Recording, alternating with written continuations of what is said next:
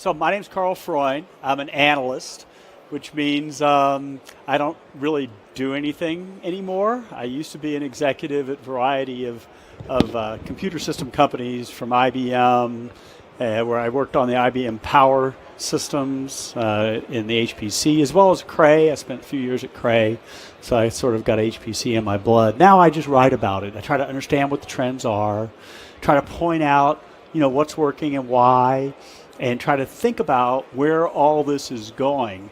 And about almost exactly a year ago, I heard Jensen Huang talk about the impact of AI on HPC. And I wasn't really thinking about it right until I heard his speech. And he said, look, we don't have to wait for exascale to get exascale kind of results. What we have to do is change the way we're thinking about the problem we're trying to solve.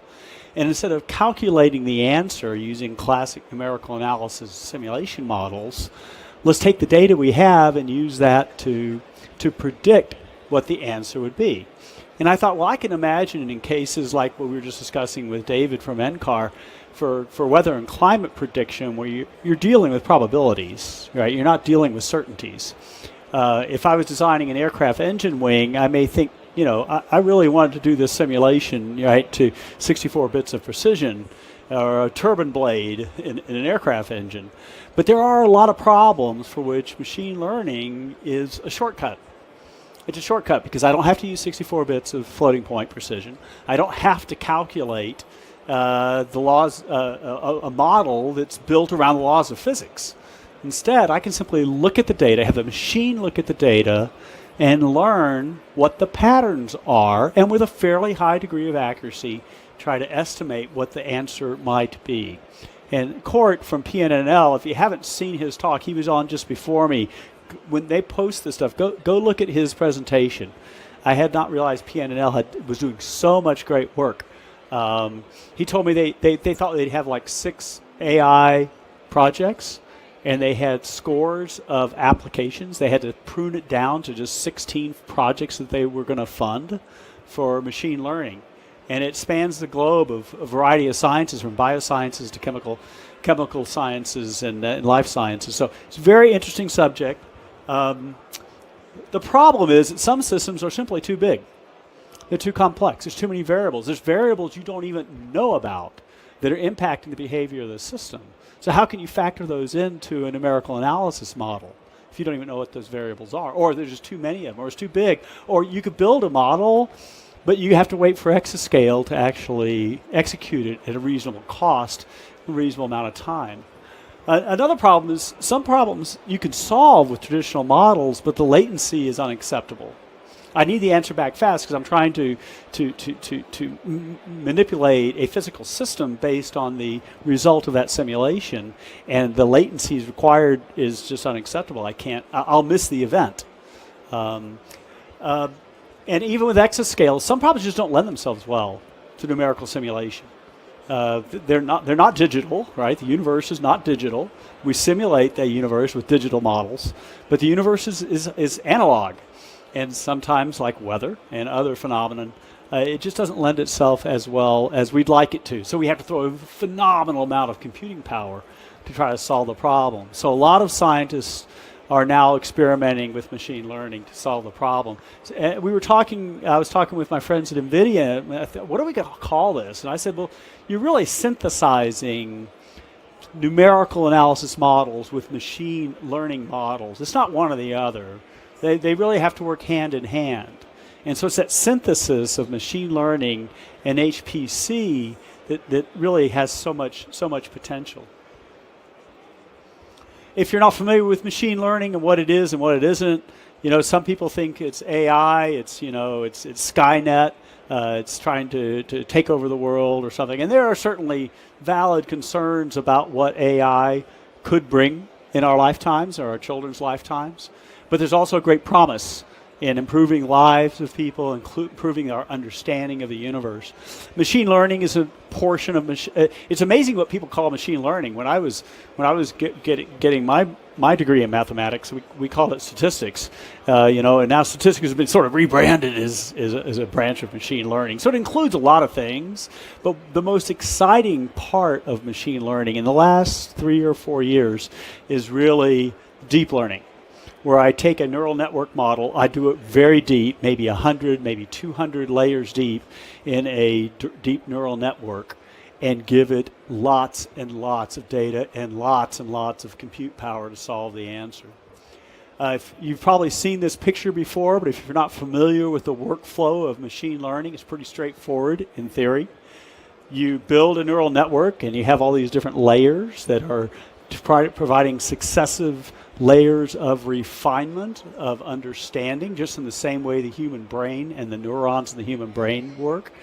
And you give it data, and the data has to be tagged. You have to know the answers.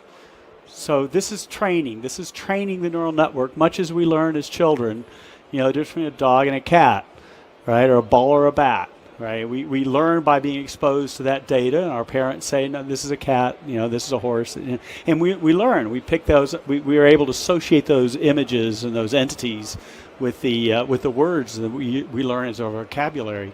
And the machine learning is the same way. We give it the tag data, we compare its response, and the first pass through, it's totally random, it's garbage, and then we compare it to the known answer, and we go back through the model with a technique called backcasting, and we adjust all the parameters inside the neural network, and we do this again and again and again and again, and we give it millions of samples. Google has said to build a reasonable convolutional network that are used for things like image classification, you need around 1 million, order of magnitude, you need 1 million samples. Well, if you need 1 million samples, then the math works out. That means to train it, I'm going to need basically 1 trillion billion floating point calculations.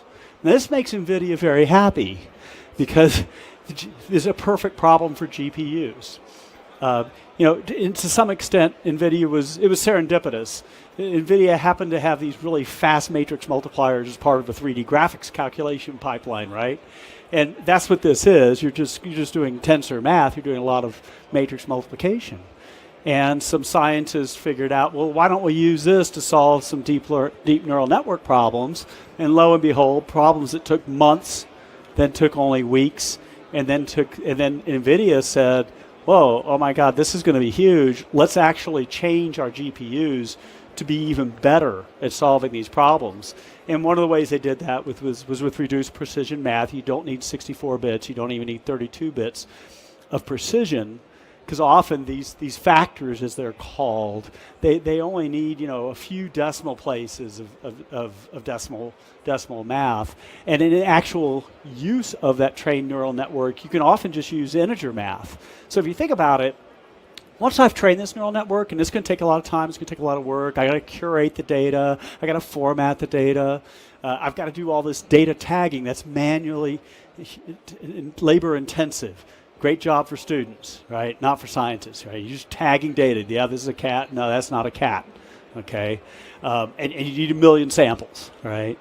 But once I've trained the neural network and I can calculate the estimator, the categorizer of what's often called a perceptron of a new data, untagged data sample, I can do that with integer math. So now, instead of doing, fast Fourier transforms with 64 bits of precision, I can do this with, relatively speaking, a handful of integer operations. And an integer operation takes a fraction of the power and compute time as a 32 or 64-bit floating point operation that's needed in most numerical analysis simulations. So because of that, if the problem is amenable to neural network algorithms, it will be orders of magnitude faster, orders of magnitude cheaper, consume orders of magnitude less energy, just intuitively.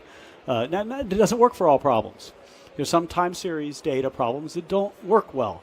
Natural language processing is one of those. There's some new techniques that are being used called recurrent neural networks. They're more computationally intensive. Frankly, they don't scale as well as convolutional neural networks and deep neural networks. But we're in the very early stages of the research, and more data domains will be solved using this technique.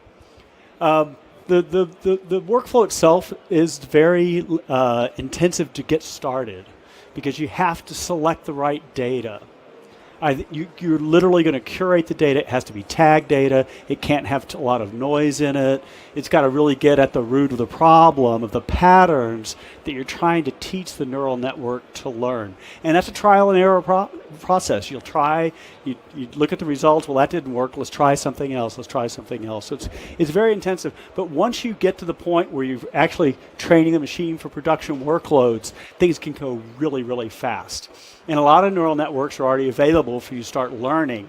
ResNet, for example. These neural networks, you can download them, they're open source, and you can use those to get started. There's sort of two main benefits. I stole this slide from my friends at NVIDIA. I couldn't make a better one. It basically, with using deep neural networks and machine learning, you can actually improve the accuracy compared to traditional simulation. So I get a better answer. And oh, by the way, I can get it a lot faster because it can accelerate the time to solution. And here's a set of examples. I love this one, these condensate examples. It steers the solution to stable condensate much, much faster. And so your whole experimental process is accelerated, not just the math. The LIGO processor, 5,000 times faster for the LIGO signal processor for detecting neutrinos. This one's cool because fusion is really nasty stuff, and when you're getting a fusion reaction started, you don't want that fused hydrogen and helium atoms to touch the side of the reactor. You have to contain it with magnetic fields. If it touches the side of the reactor, bad things are going to happen. You just lost $1 billion device, right? Multi-billion-dollar device. So what they do is they've been using traditional techniques and traditional machine learning techniques to try to predict when the fusion would become unstable, so they can shut the reactor down before any damage is done. And so the latency then is really, really important, because if you get the answer back to, if you get a lot of false positives, which slows down the experimental process. And if you're willing to accept that, because the damage done for a missed positive would be catastrophic. So you shut the reactor down a lot. But with neural networking, they're getting up to 90% accuracy, and they believe that with the new voltage GPUs, they can even get that to 95% accuracy and stop getting so many false positives. There's 3 different approaches that we're seeing to using deep learning and machine learning in the scientific process. One is to take a model and enhance it. Okay, so I've got to have a good numerical model. I'm going to enhance the accuracy of the results through machine learning. There's another one, which is like the fusion reactor example, where I'm actually going to modulate an experiment by applying machine learning as an extension to the numerical models I already built. The last one, approximation, is what it says. You're actually going to use a deep neural network to approximate the answer had you run the simulation from this data or these starting conditions, okay? And that is tremendously powerful, because now I'm going to be able to solve problems, you're going to be able to solve problems that perhaps you just can't afford to solve today, or just that are too large to solve today.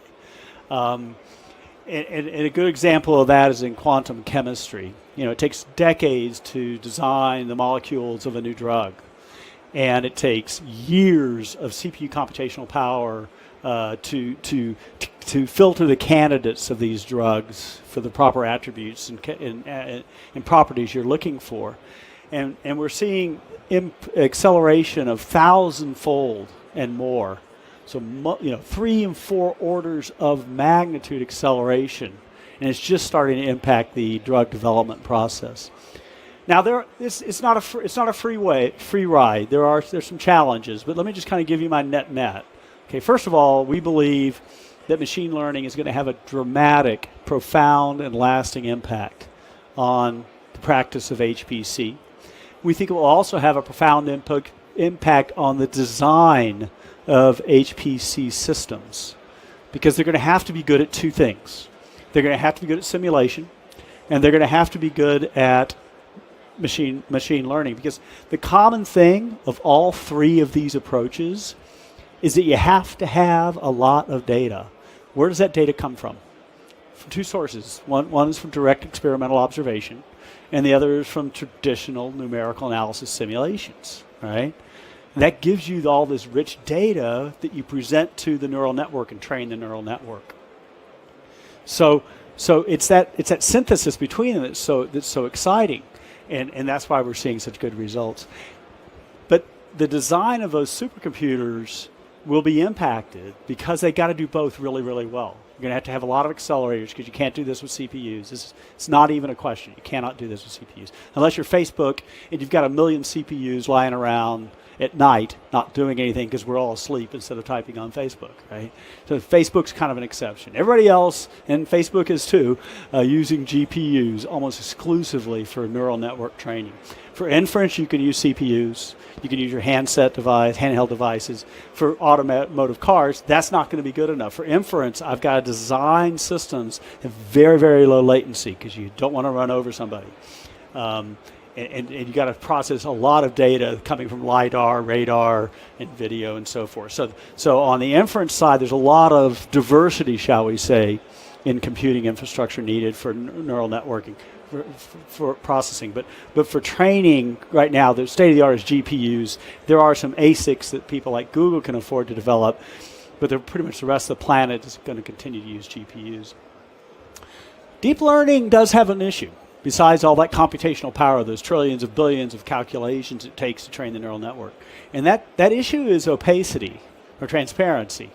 You can't ask, today, you can't ask a neural network why it decided to stop the car. You can't ask a neural network why it decided this was a cat instead of a tiger. You can't ask it.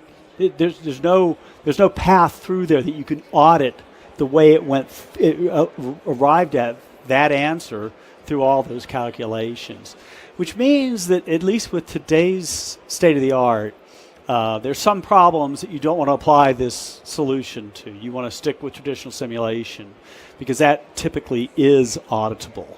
You can explain why the simulation came out the way it did, given the starting conditions you fed to it. You can't do that with machine learning, which unfortunately means that, you know, there's life after machine learning for lawyers.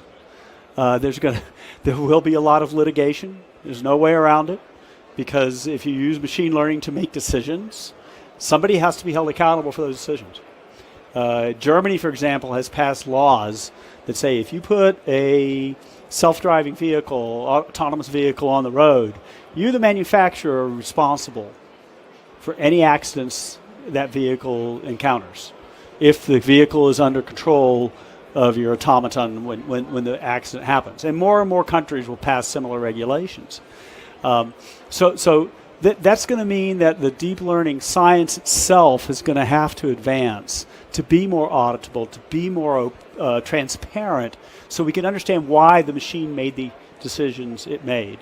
And this will become especially important as machines start training machines. And there's no reason why. In fact, NVIDIA has already done a lot of experimentation on this, especially in the area of using gaming as a source for training data, right? And you get to the point where you can build a neural network to train, design, and use another neural network.